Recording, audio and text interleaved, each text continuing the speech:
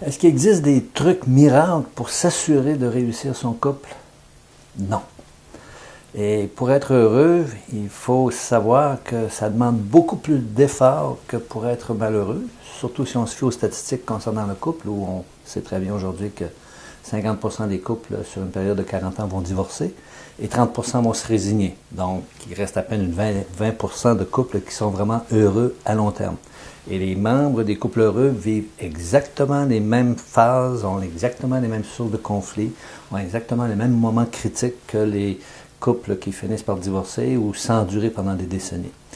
Des trucs miracles? Non. Des stratégies? Oui. Et une des premières stratégies, c'est évidemment d'essayer de perdre nos illusions sur le couple.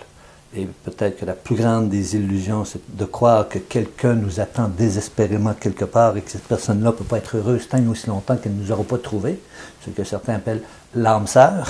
L'âme sœur, c'est une illusion, ça n'existe que dans vos têtes. L'homme parfait, la femme parfaite, messieurs, mesdames, n'existe que dans vos têtes. Dans la réalité, il n'y a que des humains qui existent.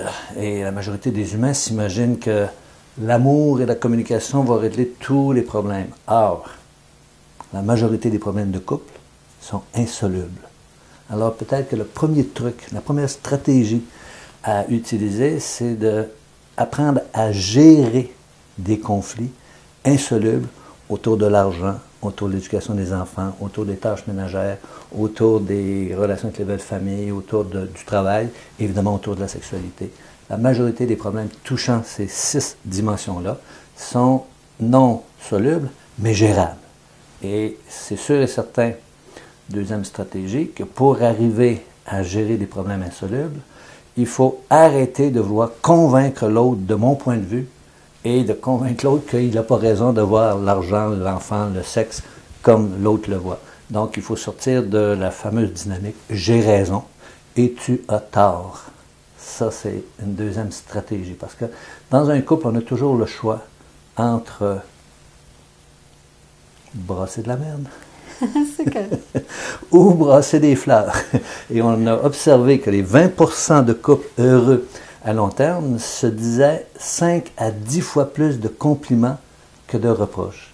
Contrairement à beaucoup d'intervenants qui disent qu'il faut absolument communiquer, si les problèmes sont insolubles, communiquer pour essayer de convaincre l'autre que j'ai raison et tu as tort va faire en sorte qu'on s'enfonce.